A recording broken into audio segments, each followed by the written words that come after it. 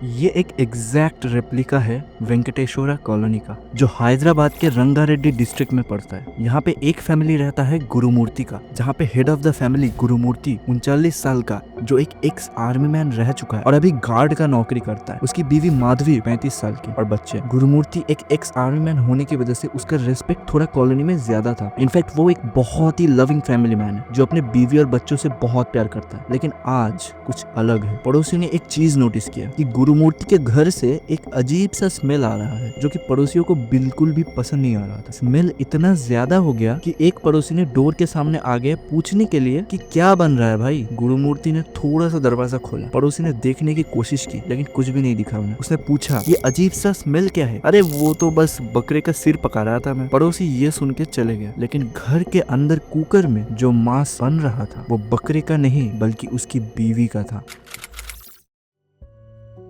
गुरुमूर्ति अपने इन लॉस वालों के साथ मरपीट पुलिस स्टेशन में दौड़ता हुआ आता है। उसकी आवाज डर से छुपा हुआ है और चेहरे पर एक बहुत ही अजीब सी घबराहट साफ नजर आ रहा है। माधवी की माँ सुबम्मा आगे आकर पुलिस से कहने लगती है उसने 16 जनवरी को अपनी बेटी को कॉल किया था, लेकिन कोई जवाब नहीं मिला। पहले लगा कि शायद किसी संक्रांति फेस्टिवल के लिए तैयारी कर रही होगी, लेकिन जब घंटों तक कोई जवाब नहीं मिला तो चिंता होने लगी। अगले दिन फिर कॉल किया, लेकिन इस बार भी फोन नहीं उठा। ये अजीब था क्योंकि माधवी हर दिन अपनी माँ से बात करती थी। जब उसने फिर अपने दामाद गुरुमूर्ति से पूछा तो जवाब से और भी ज्यादा टेंशन बढ़ गया। उसने कहा वो झगड़ा करके चली गई, मैंने सोचा तुम्हारे घर गई होगी। लेकिन 2 दिन हो चुके थे। माधवी ना तो घर लौट रही थी ना किसी से कांटेक्ट कर रही थी। ये बात सही नहीं लग रहा था। जिसके बाद माधवी के माँ बाप ने बिना वक्त गवाए 300 किलोमीटर दूर नंदियाल से लालागुड़ा हैदराबाद आ गए अपनी बेटी की तलाश में। लेकिन जब वहाँ पहुंचे तो घर खाली था। बिना किसी देर के वो पुलिस स्टेशन भाग गए और मिसिंग पर्सन का एक कंप्लेंट दर्ज करवाया। लेकिन उन्हें क्या पता था कि ये सिर्फ एक गुमशुदा का मामला नहीं है। इनफैक्ट यहाँ पर 2 इंसान ऑलरेडी मौजूद है जिन्हें बिल्कुल पता है कि माधवी कहाँ पर है। पुलिस ने पहले सोचा कि एक आम मिसिंग केस है, लेकिन तब ऐसा इंसान पुलिस के सामने आ जाता है जिसने पूरा केस का मोड़ चेंज कर देता है। माधवी के मामा स्टेशन में आए और पुलिस को बताए वो अभी वापस नहीं आएगी। गुरुमूर्ति ने उसे खून कर दिया है। उसने खुद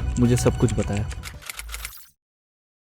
अब पुलिस के पास एक प्राइम सस्पेक्ट था, माधवी का पति। पुलिस ने तुरंत सीसीटीवी फुटेज चेक करना शुरू किया। सामने वाले घर का जो कैमरा था उससे जो तस्वीर आई उसने सबको हिलाकर रख दिया था। फुटेज में दिख रहा है कि 15 जनवरी रात के 10:04 पर गुरुमूर्ति और माधवी अपने घर जा रहे थे। लेकिन उसके बाद माधवी फिर कभी उस घर से बाहर नहीं आई। अगर वो निकलती तो कैमरा जरूर पकड़ लेता। इसका एक ही मतलब है, वो कभी बाहर आई ही नहीं। इसका मतलब उन्हीं घर के 4 दीवारों के अंदर एक ऐसा सच छुपा हुआ है जिसे पुलिस को निकालना है बाहर। इसी को बाहर निकालने के लिए पुलिस पूछताछ चालू की। गुरुमूर्ति पहले झूठ बोलता रहा, लेकिन जब पुलिस ने उसे सीसीटीवी फुटेज दिखाया तो उसका हौसला टूट गया। उसने मान लिया, लेकिन जो उसने बताया वो सिर्फ एक कन्फेशन नहीं, एक हॉरिफिक कहानी थी। 14 तारीख को गुरुमूर्ति के बहन के घर संक्रांति का फेस्टिवल था। गुरुमूर्ति और उसकी फैमिली फेस्टिवल मना रहे थे। फिर गुरुमूर्ति और माधवी अपने बच्चों को बहन के घर छोड़कर वापस आ गए अराउंड रात के 10 बजे। अगले दिन फिर से वो दोनों बहन के घर गए और इस बार भी वो दोनों ठीक रात के 10:04 पर यानी कि 15 तारीख को वो वापस आए। और उसी रात गुरुमूर्ति और माधवी के बीच एक झगड़ा हो गया था। माधवी ने बहन के घर वापस जाने का सोचा क्योंकि वो नहीं चाहती थी कि झगड़ा और आगे बढ़े, लेकिन गुरुमूर्ति मना कर रहा था। बात इतनी बढ़ गई थी कि गुस्से में माधवी ने अपने मंगलसूत्र तोड़ दिया और जमीन पर फेंक दिया। उसी पर गुरुमूर्ति के अंदर कुछ टूट गया। उसका प्यार एक पल में नफरत बन गया। उसने बिना सोचे माधवी का गला दबा दिया। वो चिल्लाई, हाथ पैर मारती रही, लेकिन गुरुमूर्ति ज्यादा ताकतवर था। उसकी आंखें बाहर आ गई, लेकिन गुरुमूर्ति ने छोड़ा नहीं। उसने पूरे 4 मिनट तक उसका गला दबाए रखा जब तक वो मर नहीं गया। उसने माधवी का पल्स चेक किया, लेकिन अब सिर्फ खामोशी थी। पैनिक में उसके दिमाग में एक भयानक सोच आई, एक ऐसा सोच जो हैदराबाद कभी नहीं भूल पाएगी।